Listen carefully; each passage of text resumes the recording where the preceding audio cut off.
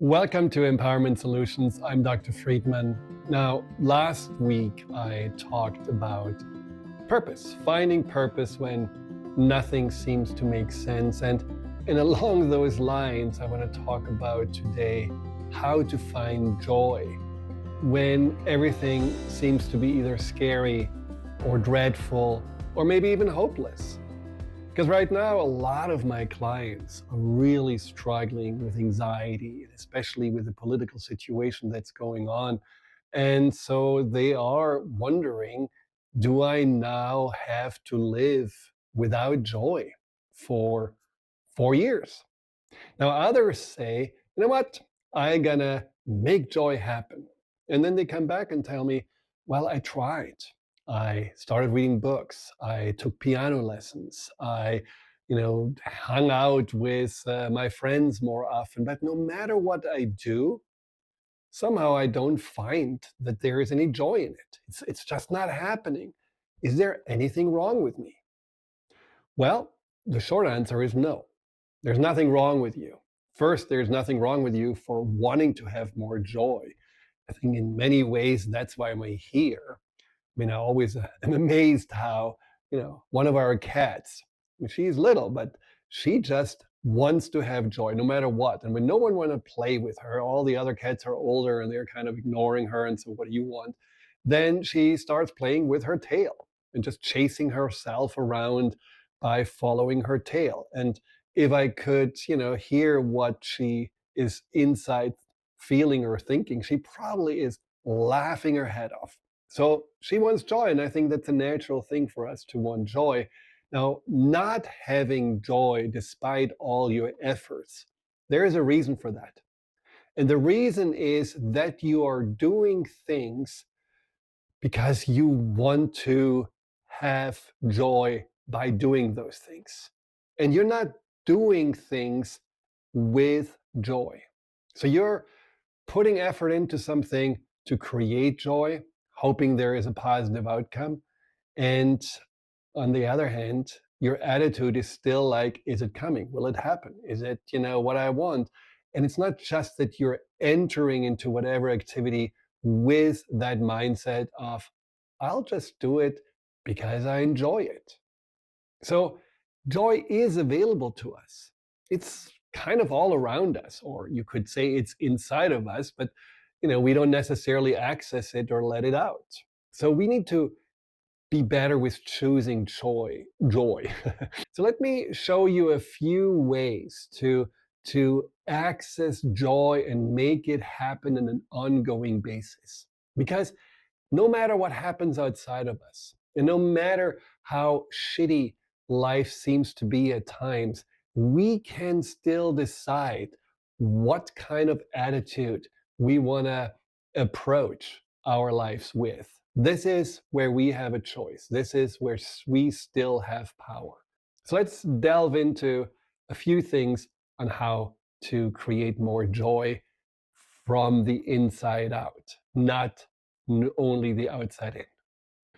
So, to start with, start the day not judging how it's going to be just another one of those, or how you're going to have, again, too much stress, too much to do, feeling overwhelmed, feeling tired, feeling whatever. You know how often we do this?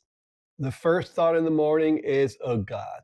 And then the whole day is wrapped in that paper of it's not going to be a good day.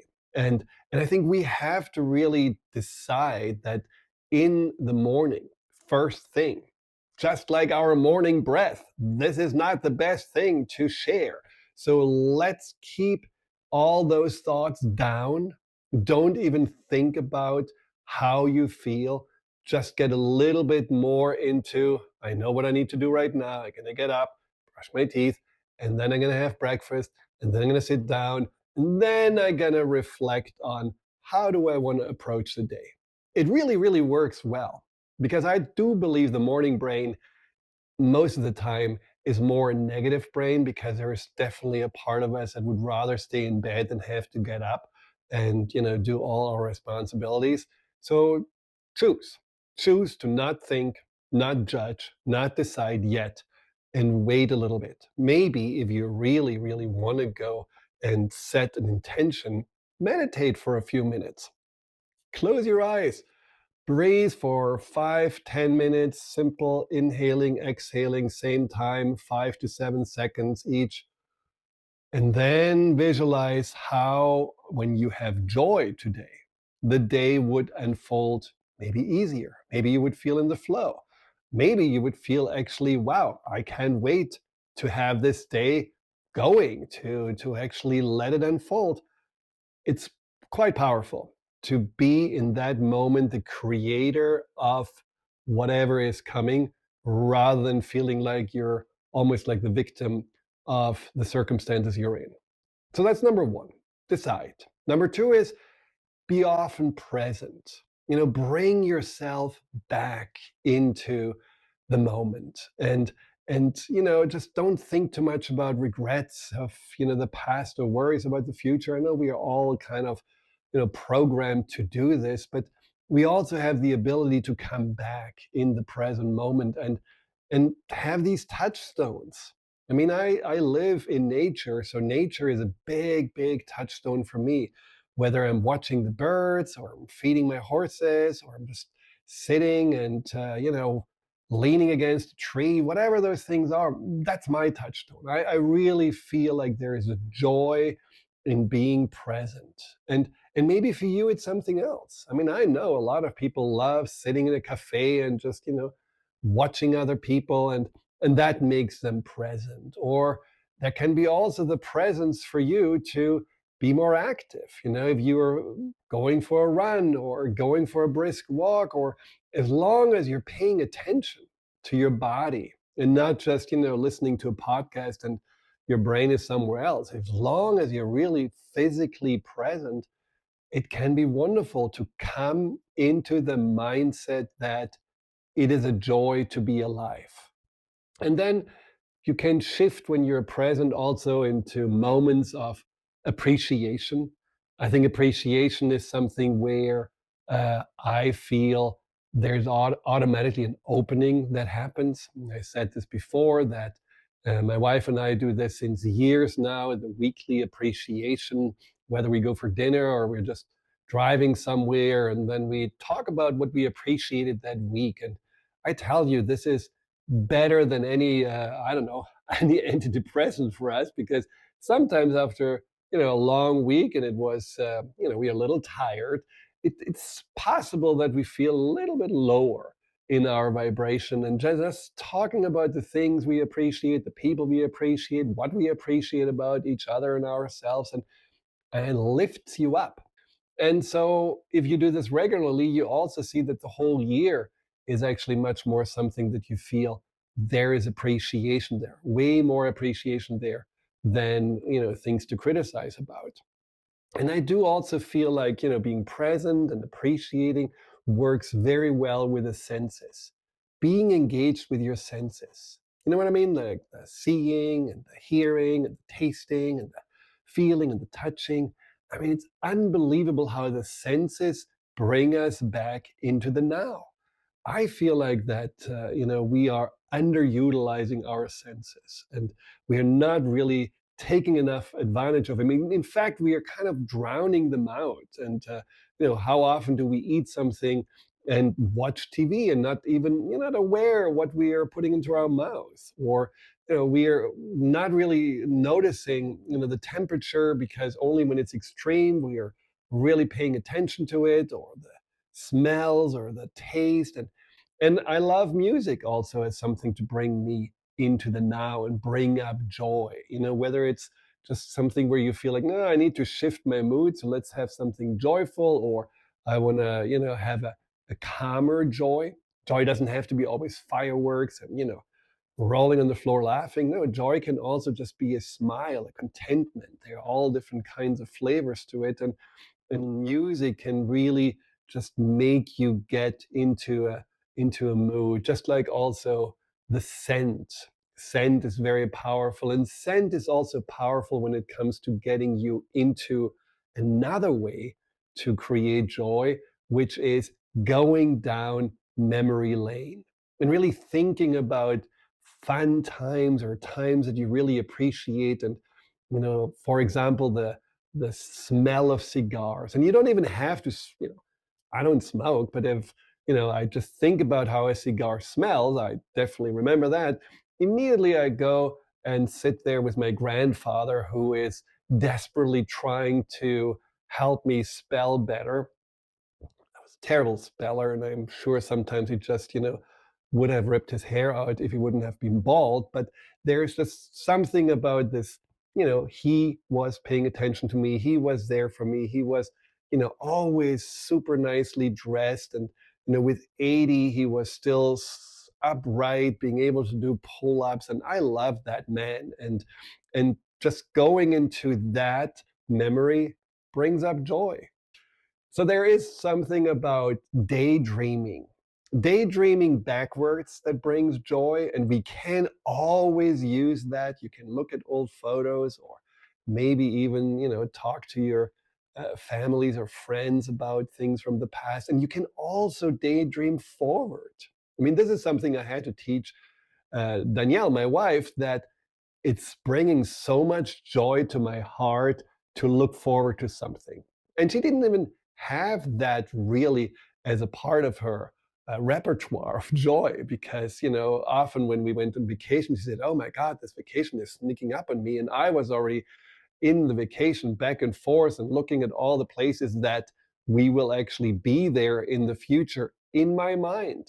So that's why I also love planning vacations. So looking forward to things is something also that gets you into a state of joy. That doesn't mean that we have to go into escapism, into the past or the future, but it is one way. When your present moment doesn't give you so many joy points, so many moments of really feeling, okay, this is great. I'm really, really, savoring it. Well, then just go into the other times in your life that, wow, this is how it felt when I was, up in the mountains, and I just saw the world from this higher perspective, and I felt so free, and that brought me joy. So that's definitely a wonderful way to get into a more joyful place when you use your mind in that way. And then there are some shifts that need to happen. And I think that's really important, that we are deciding then to let go of resistance. And what I mean with that is, there are things that you probably cannot escape. Maybe you cannot escape, the traffic when you go to work, or you cannot escape that there is a certain deadline that's waiting for you, or you cannot escape that, you have to do the cleanup, and it just feels always somehow overwhelming.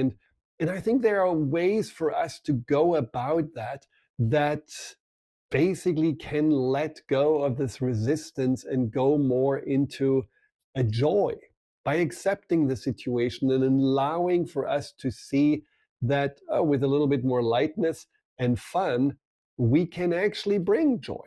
I am banned from our kitchen, which we just renovated, to do the cat dishes. And anyone who has listened to the podcast knows we have quite a few cats inside and outside, some strays, some, cats that live with us. But there are a lot of dishes that I need to clean. And so my wife said, no more dishes in this new kitchen. So now I'm banned to go downstairs, in the room where the washer and dryer is, and there's also a sink.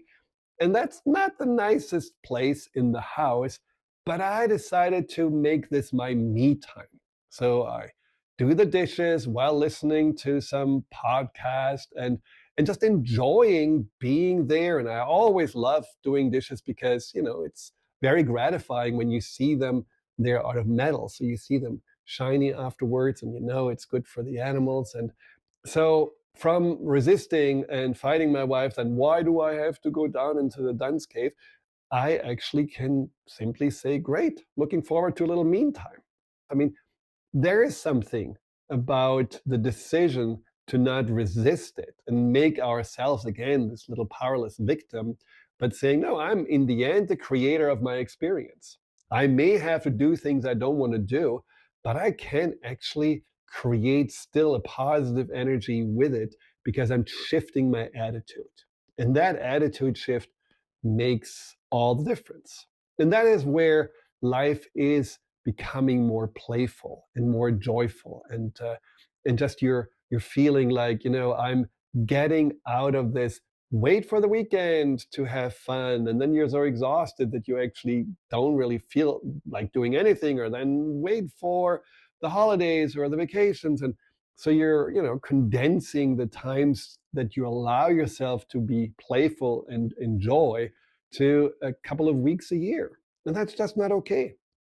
So being more playful also means like being more curious, and maybe being a little bit more creative with how you spend your time.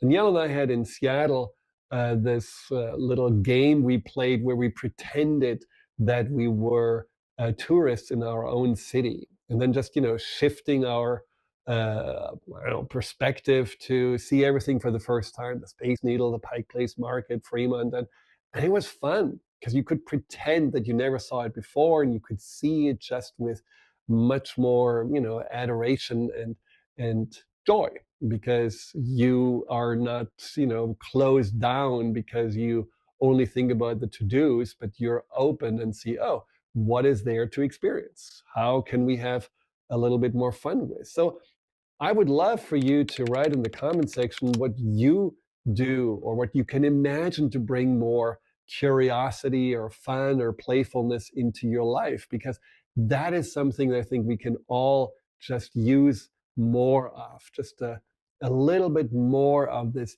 daily, joy that, lightens up our day, and going back to something that is maybe a little bit more childlike, or just more open minded than the serious adult, that can certainly help as well.